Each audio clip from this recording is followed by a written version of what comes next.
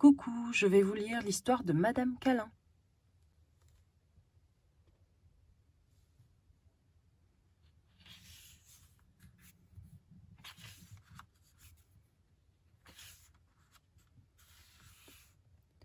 T'est-il déjà arrivé de trébucher comme Madame Petite lorsqu'elle avait glissé du trottoir?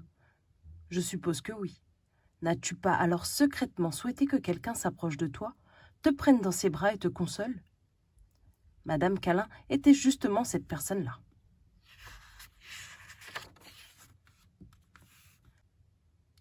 Madame Câlin avait une particularité, ses bras. Ils pouvaient en effet s'adapter à toutes les personnes qu'elle voulait câliner.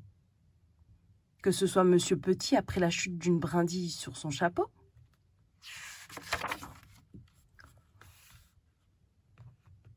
ou Monsieur Malchance après l'une de ses célèbres dégringolades,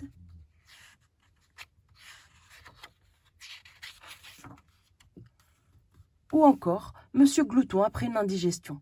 Madame Câlin était toujours là pour faire des câlins parfaits et arranger les choses.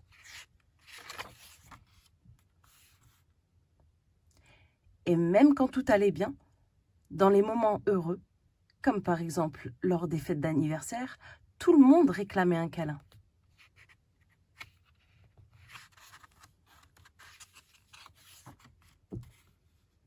Madame Câlin pouvait faire des câlins juste comme ça, pour le plaisir.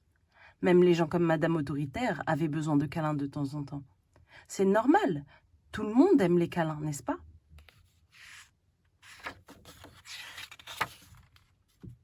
Enfin, c'est ce que pensait Madame Câlin.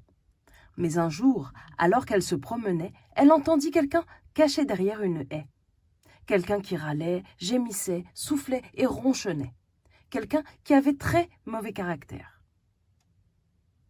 Sais-tu qui cela pouvait être?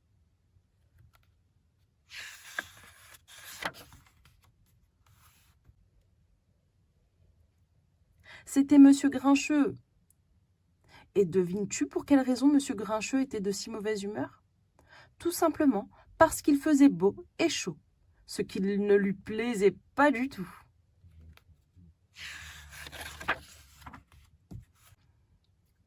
Aussi rapide que l'éclair, Madame Câlin contourna la haie, tendit ses bras et serra Monsieur Grincheux contre elle.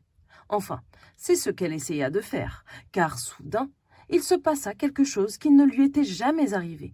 Monsieur Grincheux la repoussa. « Laissez-moi tranquille !» cria-t-il.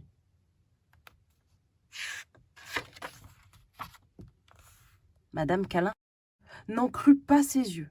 Personne ne lui avait jamais refusé un câlin. Mais, tout le monde aime les câlins, bégaya-t-elle.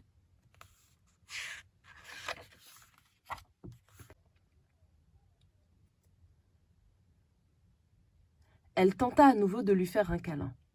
« Je sais ce que vous essayez de faire, s'écria-t-il, et ça ne marchera pas avec moi. Je suis grincheux, j'aime être grincheux, et tous vos câlins n'y changeront rien. » Mais Madame Câlin ne relâcha pas son étreinte.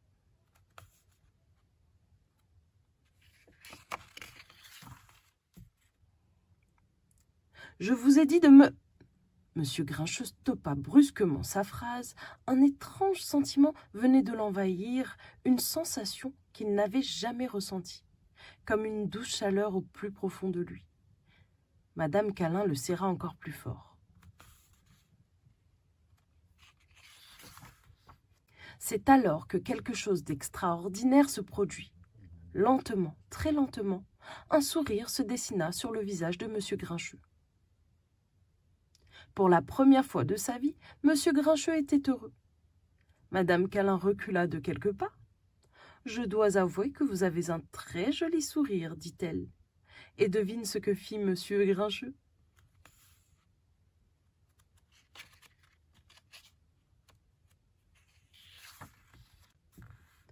Il rougit pour la première fois de sa vie.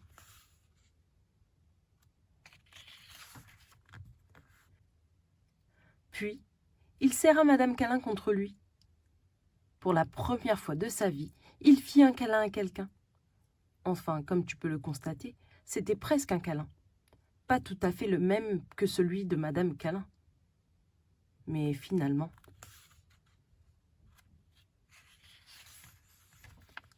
à chacun son câlin.